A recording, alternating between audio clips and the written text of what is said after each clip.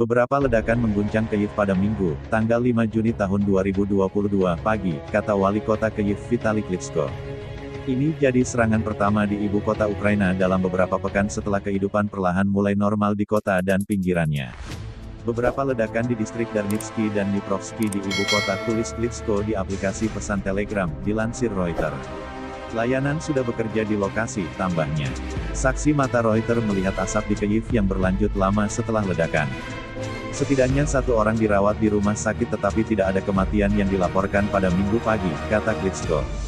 Wali kota-kota bersejarah Brovary sekitar 20 km, 12 mil, dari pusat Kyiv, juga mendesak orang-orang untuk tetap berada di dalam rumah mereka karena ada laporan tentang bau jelaga yang berasal dari asap.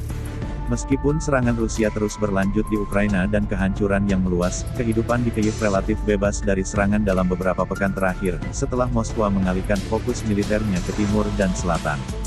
Sirene serangan udara secara teratur mengganggu kehidupan ibu kota, tetapi tidak ada serangan besar di kota itu dalam beberapa minggu. Distrik Darnitsky Kyiv berada di tepi kiri sungai Dnipro membentang dari pinggiran kota ke tepi sungai, sedangkan distrik Dniprovsky di utara kota terletak di sepanjang sungai. Sementara itu, Alexander Goncharenko, wali kota Kramatorsk di wilayah Donetsk di timur, melaporkan serangan semalam di kota itu, mengakibatkan kerusakan yang meluas tetapi tidak ada korban jiwa. Pada hari Sabtu, tanggal 4 Juni tahun 2022, para pejabat Ukraina mengatakan pasukan negara itu telah merebut kembali peta kota medan perang Sievierodonetsk dalam serangan balasan terhadap Rusia. Serangan balasan Ukraina sedang berlangsung di dekat kota Izium yang dikuasai Rusia. Tetapi, militer Ukraina melaporkan pasukan Rusia maju ke tempat lain di wilayah utama Donbas. Intelijen militer Inggris mengatakan, serangan Rusia di Donbas telah kehilangan momentum dan jatuh jauh di belakang jadwal. Intelijen militer Inggris menambahkan, percepatan yang signifikan tidak mungkin terjadi selama 30 hari ke depan. Rusia menolak klaim Ukraina telah membakar kapal logistik Angkatan Laut modern Vsevolod Bobrov di Laut Hitam. Moskwa justru menunjukkan foto-foto yang mereka sebut sebagai Vsevolod Bobrov tanpa tanda-tanda kerusakan.